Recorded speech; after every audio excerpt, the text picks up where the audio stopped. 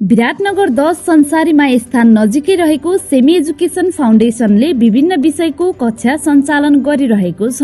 विशेष गरी एसईई दिएर बसेका विद्यार्थीहरूका लागि सीटीईभीटी तयारी कक्षा, ब्रिज कोर्स, कम्प्युटर कोर्स लगायतको कक्षा सेमी एजुकेशन फाउन्डेशनले सञ्चालन गरिरहेको छ। सीटीईभीटी तयारी कक्षा अन्तर्गत overseer, staff nurse, health assistant, HA, D pharmacy लगायत अन्य विषय रहेका छन्। यस्तै ब्रिज कोर्स अन्तर्गत science, computer science, management, hotel management लगायतको विषय रहेका छन्। क ख देखि एबीसीडी नजान्नेलाई पनि साक्षर बनाउने साथै अंग्रेजी बोल्न जान्ने बनाउने उद्देश्यका साथ विभिन्न भाषाको कक्षा सञ्चालनमा ल्याइएको इन्स्टिच्युटको दावी छ।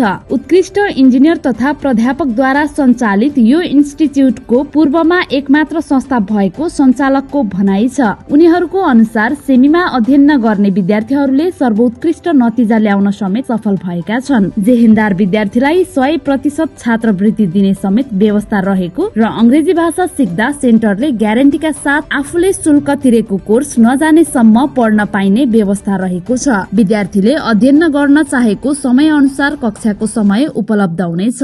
वर्षौंदेखि यहाँ अध्ययन गरेका विद्यार्थीहरूले विभिन्न क्षेत्रमा नाम निकाल्न सफल भएको सञ्चालकको दावी छ। विराटनगरको पुरानो इन्स्टिच्युट भएकाले पनि विद्यार्थीहरूले विश्वस्त भएर सीट रोज्ने गरेको उनीहरूको भनाइ छ। नमस्कार, मेरो नाम सुमित कुमार शाह। मेरो घर बोधेवर्षानी 1 देवारीमा छ।